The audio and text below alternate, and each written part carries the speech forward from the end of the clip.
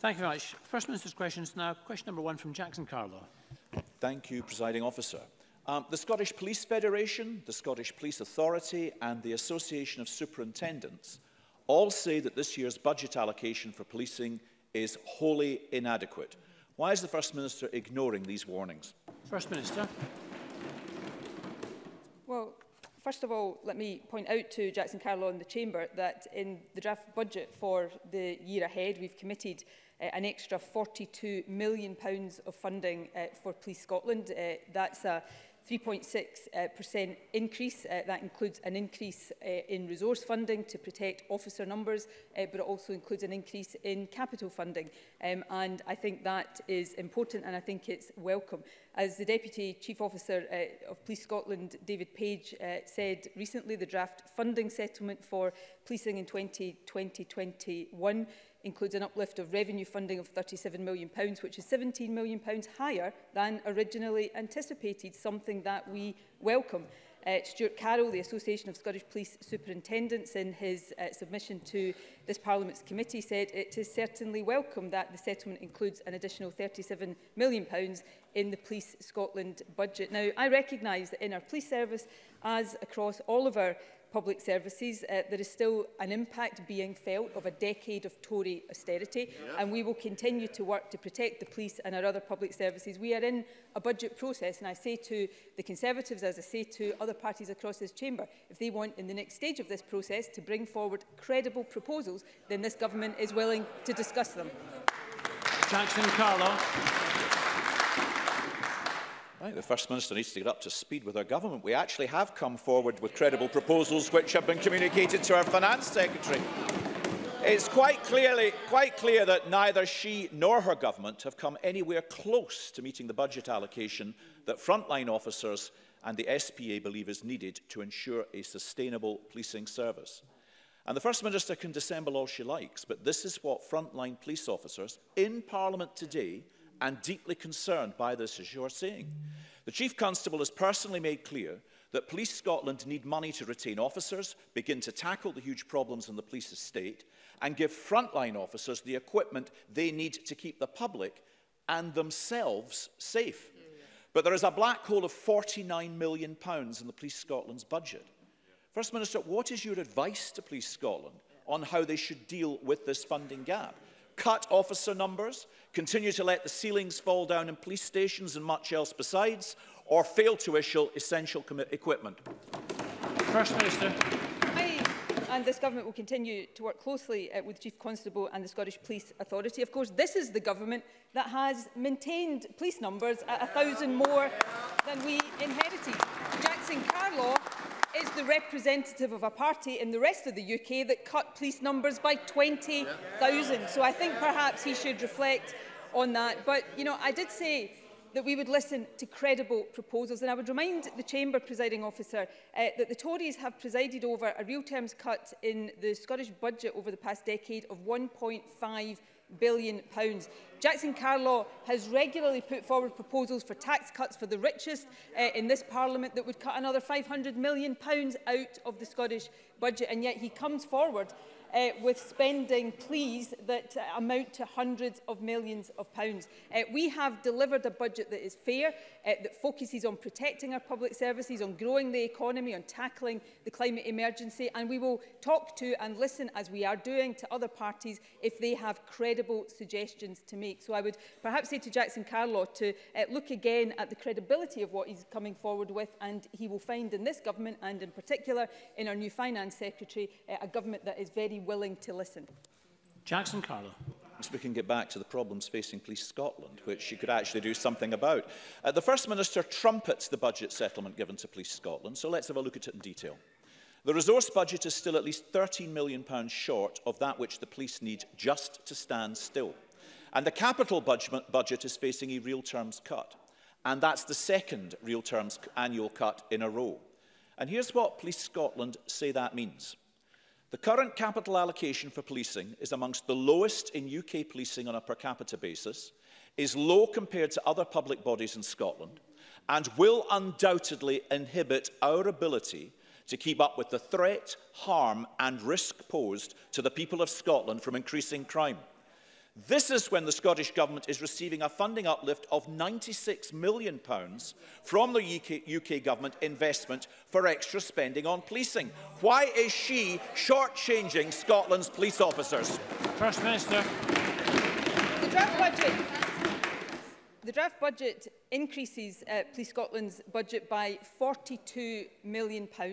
If you look at the capital budget, in 2016-17, Police Scotland's capital budget was £20 million. In the draft budget that's just been published, it is £40 million.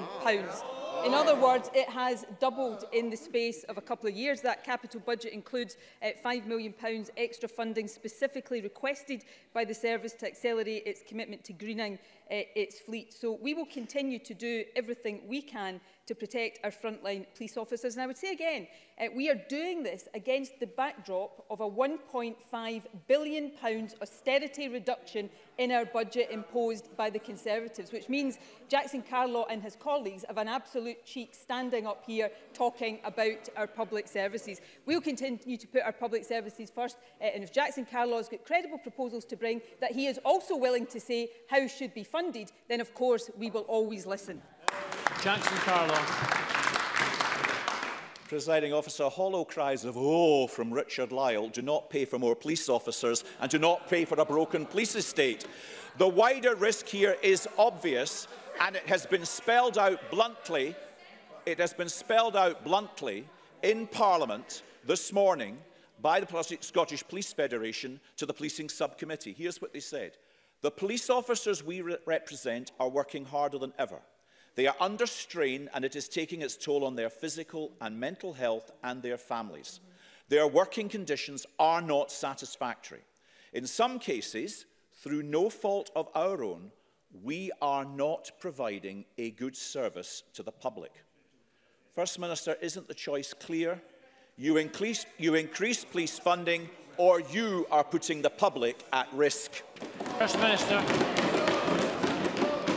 Well, I lead a government that has kept police numbers at 1,000 more than the level we inherited, and we did that at a time when Jackson Carlaw's party slashed frontline police numbers by 20,000. That is the reality that every police officer across the UK is all too aware of. We're also making sure that our police officers get a decent pay rise, which is more than can be said of his colleagues south of the border. We have increased in this draft budget Police Scotland's funding. We will continue to listen to all proposals. So here's a challenge for Jackson Carlaw.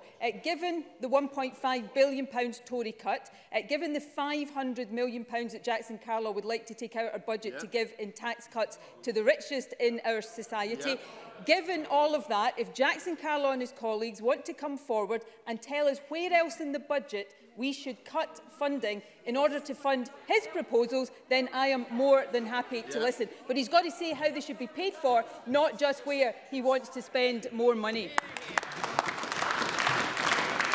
Question number 2, Richard Leonard.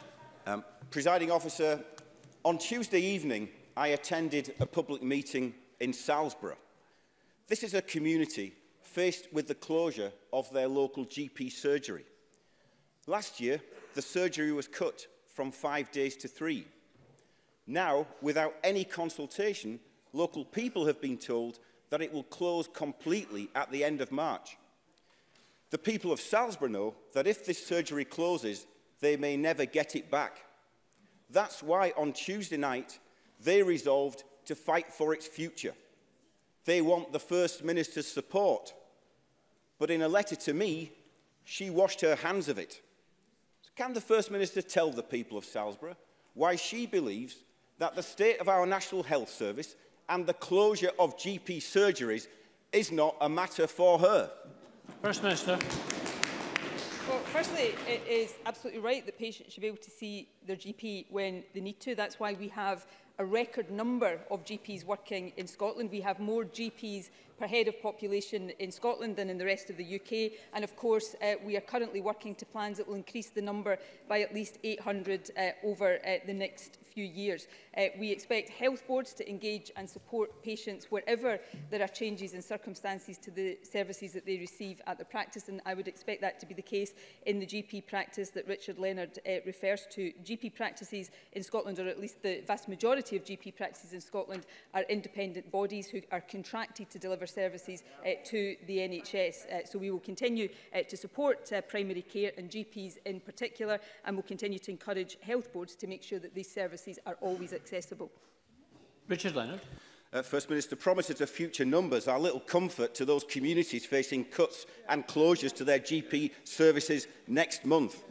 And the truth is that the anger that I heard on Tuesday night is not limited to Salisbury. Across this Parliament, members of all parties are acutely aware of local GP services at high risk. Risk because of staff shortages, policy decisions and under-resourcing. Although perhaps that awareness does not extend to all members of this Parliament. Last week, another local community gathered at a packed public meeting to try and save their GP surgery from closure.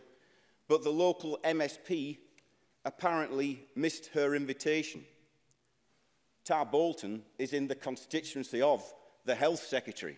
First Minister, if your own Cabinet Secretary for Health does not know about a GP closure in her own constituency, why on earth should people believe that your government is going to solve the GP crisis that patients are facing here in Scotland?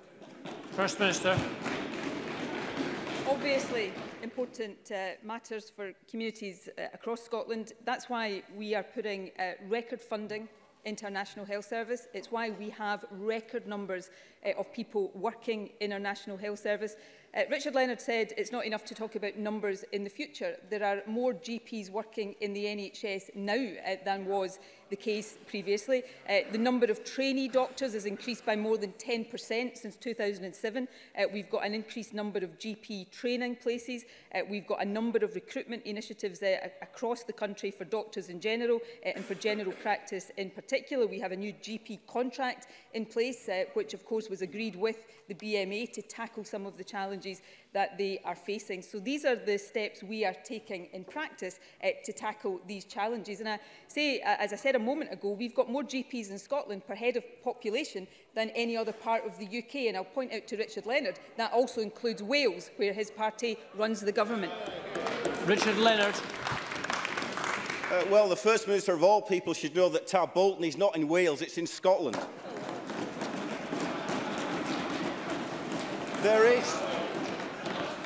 There is a workforce crisis in primary care services, and it is happening now. And it is happening here in Scotland. And it goes all the way back to the First Minister's door. We know that it takes at least 10 years to train to be a GP. And 10 years ago, the First Minister was a Health Secretary responsible. This winter saw the worst A&E performances on record. Thousands of patients waited over 4 hours for treatment. Last weekend, public health consultant Dr. Helene Irvin said, and I quote, "Many would not need to use A&E if they had timely access to a GP who knows them." First Minister, when will you accept that you can't claim that you are protecting Scotland's NHS if you are not protecting Scotland's local primary care services? Minister. The point I'm making is that the NHS faces challenges in every single part of the UK. Health services face challenges in virtually every country in the world.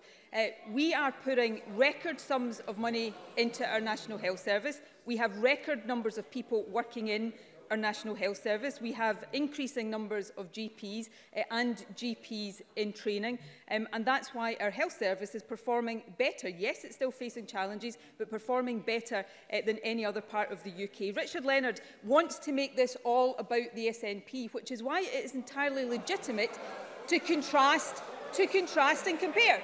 Because he says, well, they don't like it either. He says, things would be better if the Tories were in power. He says things would be better if Labour were in power. So let's look at the reality here in Scotland.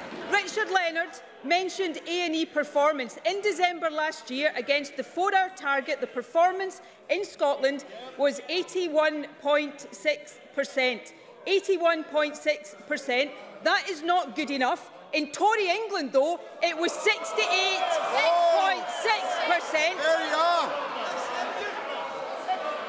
68.6% where the Tories are running a government, and where Labour is running a government in Wales, it was 66.4%. So yes, our health service faces challenges, but all of the evidence says it's the SNP that is meeting those challenges better than any other party in the UK.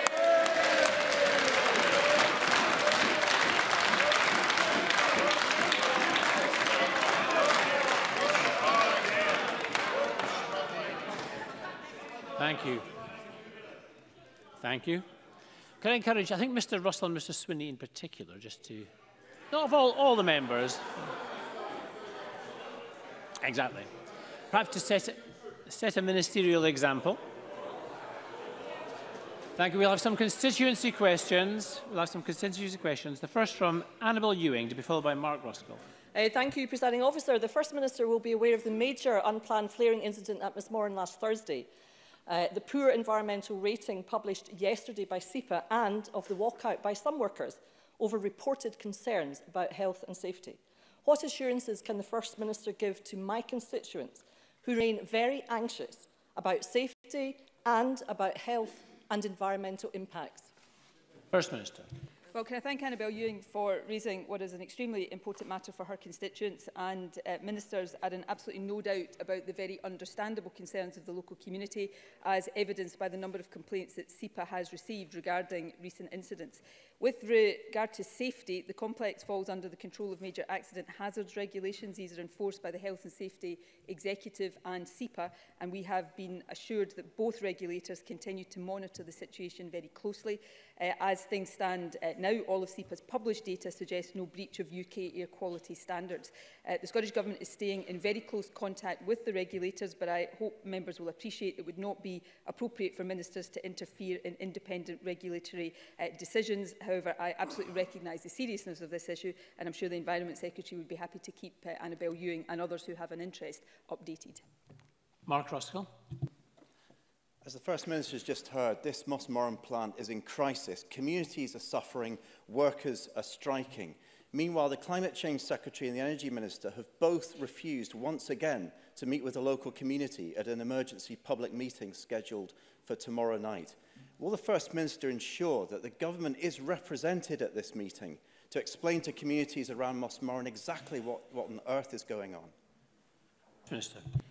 Look, I'm very happy to consider any request of that nature that is made. I want to be very clear, though, it's not the case that ministers are refusing to attend a public meeting because they are not interested in this issue. There are regulatory enforcement actions underway right now, and it is important that ministers respect the independence of that process, and it would not really be in anybody's interest for ministers to step into territory that is rightly for SEPA and the Health and Safety Executive. But ministers understand and appreciate the seriousness of this issue. We will continue to keep in very close contact with the regulators and take whatever steps lie within our responsibilities to ensure that appropriate action is taken. And the Environment Secretary will be, as appropriate and as far as possible, be happy to keep interested members fully updated.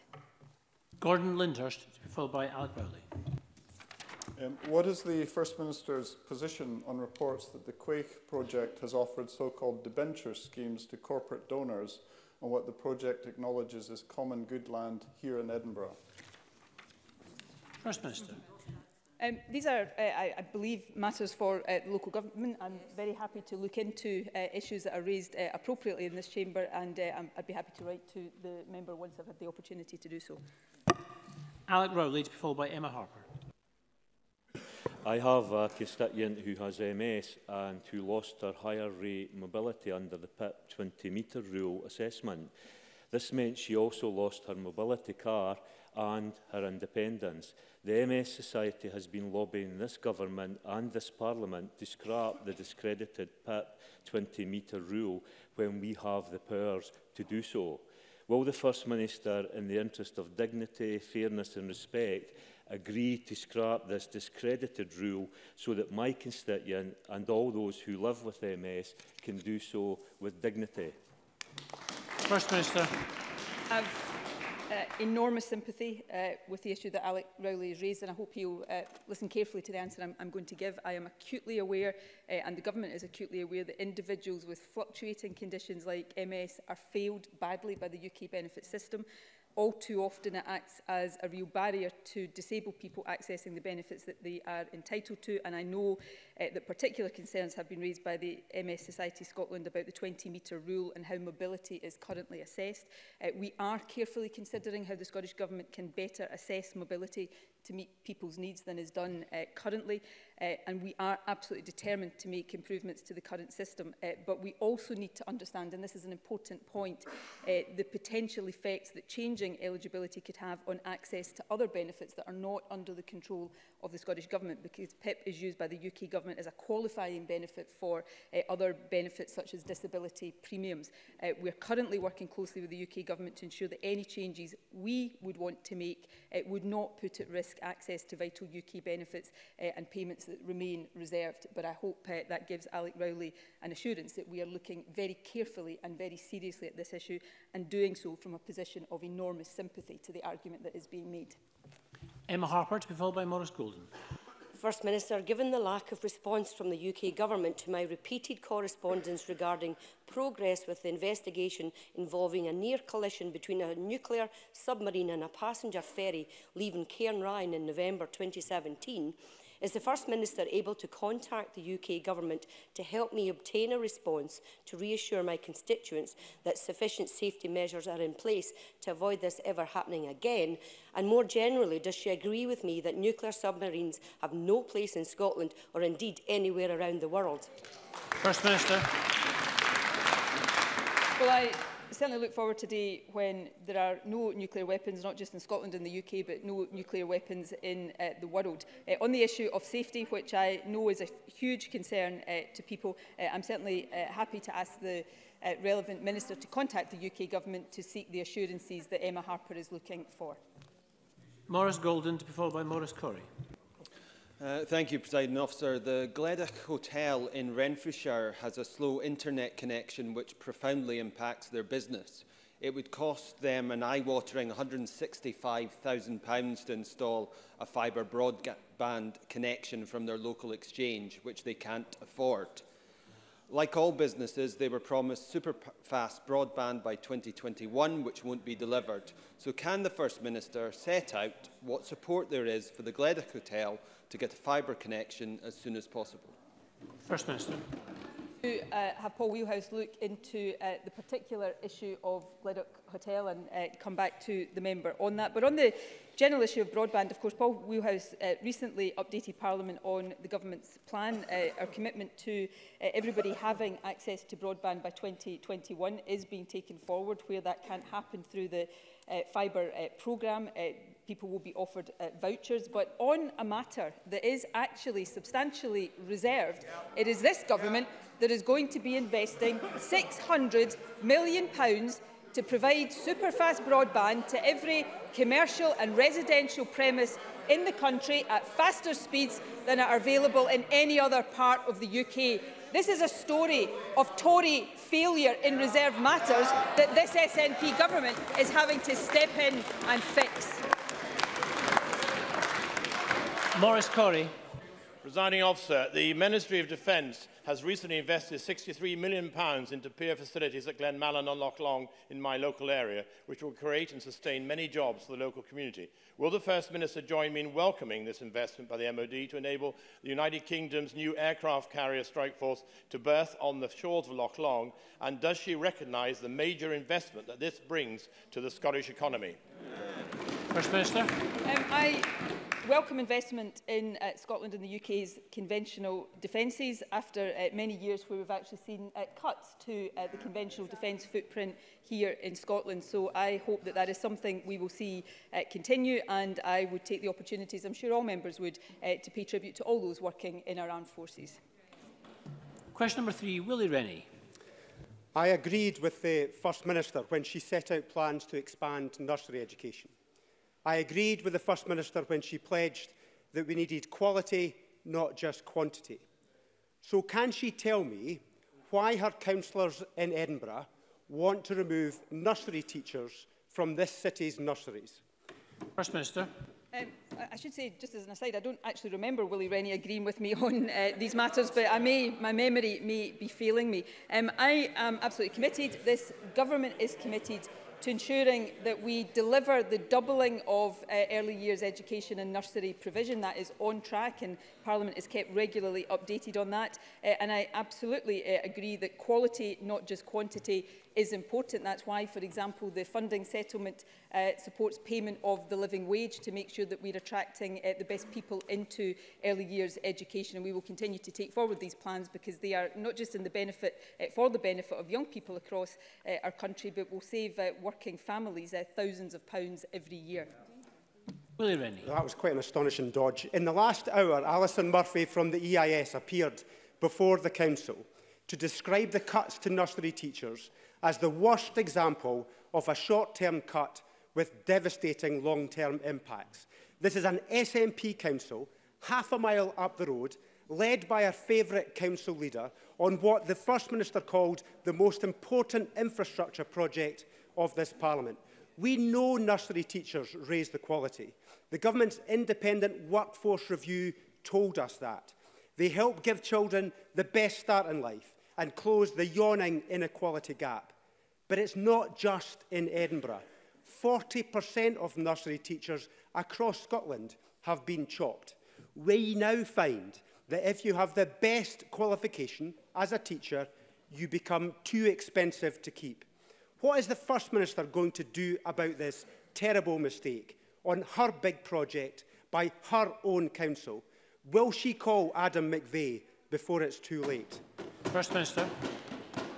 Local authorities will take the decisions they think are right for their areas, and Willie Rennie constantly talks about the need to empower local authorities. But I'll talk about what this government is doing. This government is presiding over possibly the biggest expansion in the early years workforce that we have seen in the lifetime of this Parliament. Since 2017, we've created over 2,000 additional HNC places, over 800 graduate-level manager places. We've increased the number of qualified staff available. We're creating just under 2,000 additional college and university places. Uptake of early learning and childcare modern apprenticeships increased by 24% on the previous year, and we've got investment in the BA in childcare practice to make sure that we're upskilling the whole workforce. The fact is we're doubling childcare provision. We're seeing the employment of thousands of more workers in that sector. That's a good news story for children and parents across the country, which is why Willie Rennie can't quite bring himself to welcome it. We have some further supplementary questions. The first from James Kelly, to be followed by Richard Lyle. Thank you, Presiding Officer. The First Minister will be aware of the publication of the Audit Committee's report this morning, highlighting the crisis in Scotland's prisons and the urgent action needed to address these issues. This follows on from years of underfunding of the Scottish Prison Service, which has resulted in 50% overcrowding at Barlinnie, where a lot of prisoners are doubling up in single occupancy cells. We also see illness and mental health issues on the rise among prison officers, and really seriously, the number of deaths in prisons is at 258 between 2008 and 2018. First Minister, these are really serious issues that have been consistently raised. We've had a lot of words and platitudes. When are we going to get some action? First Minister. Well, let me talk about action. The budget plans that we announced 2 weeks ago committed an additional £50 million for our prisons. That included a £30 million increase in revenue funding for staffing and other operational costs, and a 43% increase in capital funding, a £20 million increase in capital funding. We're investing in the prison estate, prioritising, of course, the female custodial estate. We're progressing with plans for a replacement of Berlini and development of HMP Highland to replace HMP Inverness. So that investment is strong, and rightly so. But of course, the core challenge that our prison faces is a prison population that is too high. Too many people right now are in prisons that would be better punished elsewhere. And when I say better, I mean better for them and for reducing their risk of reoffending, but better for society as a whole. That's why we're also taking forward a range of reforms. We've extended the presumption against short sentences, expanded access to electronic monitoring, and invested in bail supervision as an alternative to remand. And actually, since November, when the committee was considering these issues, we've already seen prisoner numbers reduce by around 200 because of the actions we are taking.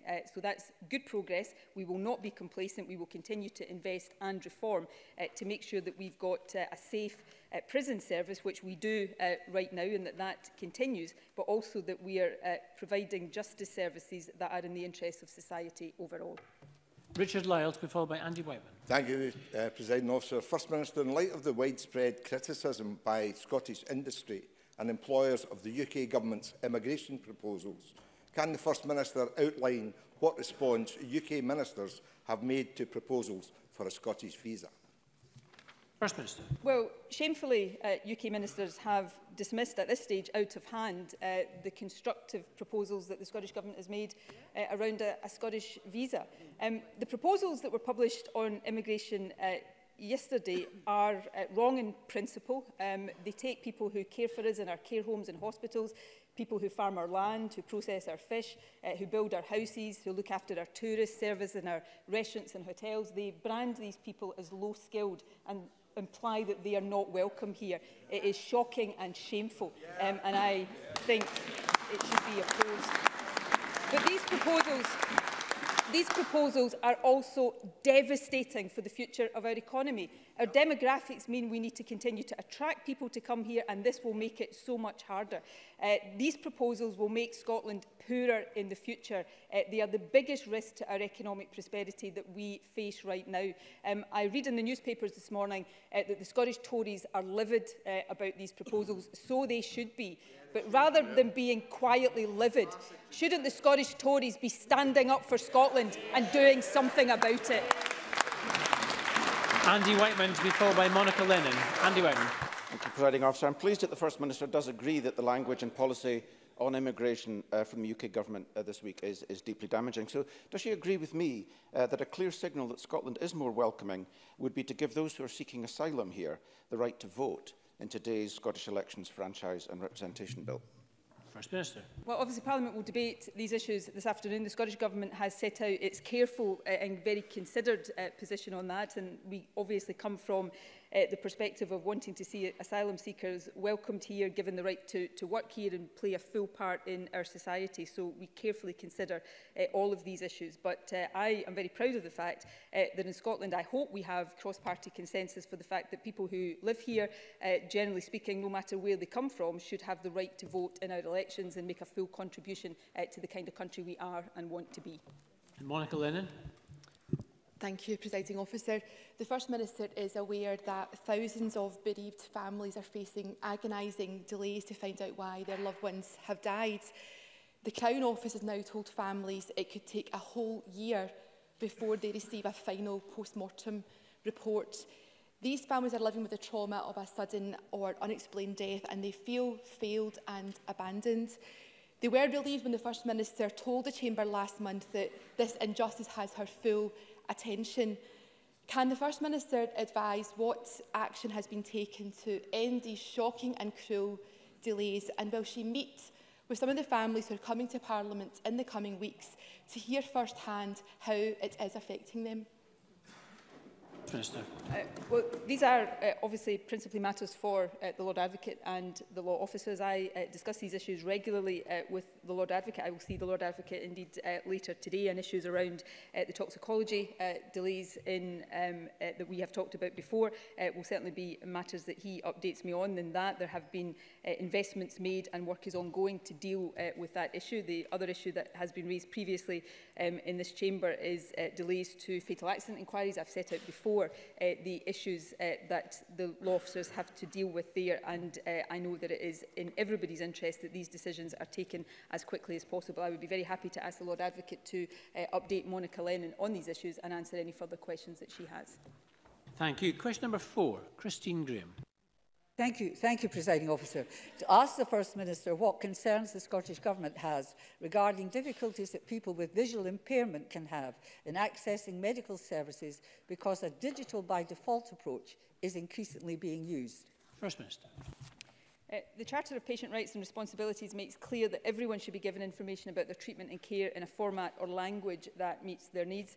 The Charter was revised last summer. We've written to all NHS boards to remind them of their responsibilities under it. We've made clear our commitment to support children and adults who have sight loss to access the health services and social care they need through our See Here strategy. Christine Graham. Thank the First Minister for her answer. However, this does seem to be an issue across Scotland. For example, Newbattle GP Practice, serving my constituents, has adopted e-consult as the means of securing a GP appointment, with only a few exceptions. So constituents have expressed concern that this presents difficulties for them due to visual and other impairments. Does the First Minister agree with me that while these online systems do have their place, they are not the be-all and end-all, and that accessible alternatives must be readily available depending on the needs of the individual patient?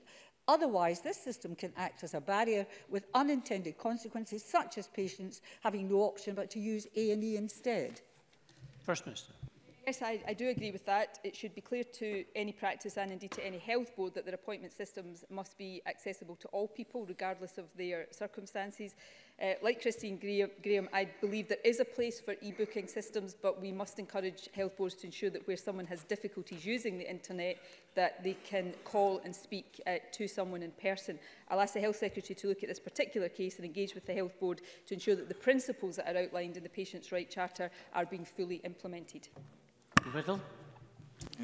Thank you, Presiding Officer. I wonder if the First Minister agrees with me that if we deploy some fairly simple technology properly, we can ensure that sections of the community, such as people who are visually impaired, can be confident in participating fully in society. And if so, what will the Scottish Government do to enable that deployment? First Minister. Yes, I do agree with that, and the Scottish Government works with health boards to enable the deployment of existing and new technologies, and the principles that I've been speaking about in the Patients' Rights Charter are very important. It is incumbent on health boards, whether through technology or in other ways, to make sure that their services are accessible, and we will continue to make sure that health boards realise and live up to those responsibilities. Question number 5, Jamie Green. Thank you. To ask the First Minister what action the Scottish Government is taking in response to reports that the number of people diagnosed with type 2 diabetes has risen by 40% in the last 10 years. First Minister. Reducing the prevalence of type 2 diabetes is a priority. In 2018, we published the Type 2 Diabetes Framework, which sets out measures to make a significant impact on prevention and remission by improving support with people with or at risk of type 2 diabetes. Since then, we've invested an additional £4.5 million to give people better access to weight management services to support effective and sustained changes to diet and lifestyle. As Diabetes Scotland said last week, creating healthy environments which support people to make healthier choices is also critical. That's why the Diet and Healthy Weight Delivery Plan sets out over 60 broad-ranging actions to make it easier for people to eat well and have a healthy weight. Amy Green. Can I thank the First Minister for those comments and also add my support for the great work that Diabetes Scotland does. But the reality is that type 2 diabetes is on the rise. This is a worrying trend, and the number of people diagnosed with it in Scotland is over 250,000. But there are estimates there are up to 26,000 Scots living with the condition that have not yet been diagnosed. The majority of these new cases will be linked to obesity. But the good news is that type 2 diabetes is not just treatable, but preventable, and in many cases reversible with the right mix of medication, diet and lifestyle changes. So in light of that, can I ask the First Minister what specifically has been done to identify these undiagnosed cases so these people can be treated? What is the government doing to improve the treatment of those currently living with the condition? But more importantly, does the First Minister believe that it was a mistake to scrap the flagship policy of health checks for 40-year-olds in Scotland, because that removes that vital opportunity to identify these potential cases at an earlier age? First Minister. We encourage early detection and diagnosis across a range of conditions, and I think the member is absolutely right to focus on the importance of that. I'm sure he has read the framework for prevention, early detection and early intervention, which deliberately looks at all of these different strands. Prevention is really important. That's why the healthy environment that Diabetes Scotland talks about is important, enabling and supporting people to eat healthily, to maintain a healthy weight, but also early detection. And I'm certainly happy to get the Health Secretary to provide more details of how that aspect of the framework has been taken forward, because as in this condition, as with any condition, if it is not diagnosed and detected, then treating it, and in the case of diabetes, as the member rightly says, possibly reversing it is not possible. So these are all important areas of priority, and that's why they are focused on in that very deliberate way in the framework. And David Stewart. Thank you, Presiding Officer. The First Minister will be well aware that Scotland has one of the highest rates of type 2 diabetes in Europe and costs the NHS £1 billion a year in avoidable complications. 1 in 10 hospital bed days relate to diabetes. Does the First Minister share my view that we need radical and immediate action to reduce the long-term complications of diabetes, a condition that maims, blinds and kills? First Minister. In general terms, yes, I do. Obviously, the specifics here are important, and I think, as Dave Stewart knows, because of his long-standing interest in this must mean action across a range of different areas, as I've just been talking about. Prevention remains the most important focus in many respects. That's why, for example, we are going to, within this Parliament, bring forward the Restricting Foods Promotion Bill to help make sure that people are supported to eat healthily, but also treatment is important, and there is a lot of investment and a lot of effort in our National Health Service to make sure that people have early access to the best possible treatment. So I appreciate Dave Stewart's interest in this, and I know he is aware of the actions that are underway, and the Health Secretary and others within the government are always willing to have discussions about what more we can do to prevent people getting diabetes and then support them to live with it in a way that hopefully sees it reversed or at the very least managed without further complications. Question number 6, Jackie Bailey. To ask the First Minister what action the Scottish Government is taking to prepare the NHS to deal with coronavirus. First Minister. As it stands today, there are still no confirmed cases of coronavirus in Scotland. However, it is clearly prudent to assume that this will change in the days and weeks ahead. Our NHS is well prepared to respond to disease outbreaks and has tried and tested measures in place for managing public health incidents of this type. Health Protection Scotland and the Scottish Government continue to work closely with boards on their preparedness for managing potential cases. Health Protection Scotland has already produced specific guidance on the investigation and initial management of suspected cases, which has been communicated to boards via a letter from the Chief Medical Officer. The establishment of testing facilities in Edinburgh and Glasgow has enabled quicker notification of results. The Scottish Government is encouraging organisations to ensure business continuity plans are refreshed in light of coronavirus, and we're also promoting good respiratory hygiene practices to minimise the risk of catching and spreading it. Jackie Bailey. I welcome the First Minister's response. The spread of coronavirus has been rapid and the numbers affected have increased quite dramatically. And whilst we don't yet have any cases infected in Scotland, it is just a matter of time. On that basis, can the First Minister tell me what additional planning has been undertaken to ensure that there is sufficient infection control staff, additional isolation facilities and sufficient bed capacity in our already overstretched hospitals to cope with the virus?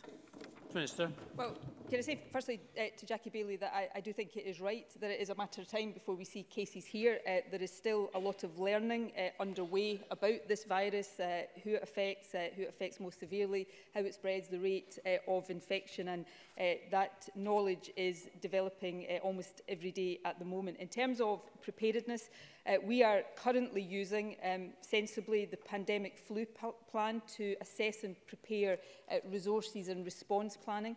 Health Protection Scotland has produced clinical and laboratory guidance for investigation and initial management, which I spoke about earlier on. We are also looking very carefully at the resources that health boards have and need and how they would require to redeploy resources in the event of a serious outbreak of coronavirus. We have activated the Scottish Government Resilience Room to support these efforts. I chaired a first meeting of that on the 29th of January. So as this situation develops, well, two things. I want to assure the Chamber that plans are well underway and well developed, but as this situation develops, the Health Secretary, of course, will take steps to keep Parliament fully updated. Thank you very much, and that concludes First Minister's questions. We're going to move on shortly to a members' business debate in the name of Maurice Golden on tackling climate change, the role of Scottish agriculture. But we're going to have a short suspension to allow members, the Minister and members of the public in the gallery to change seats. A short suspension.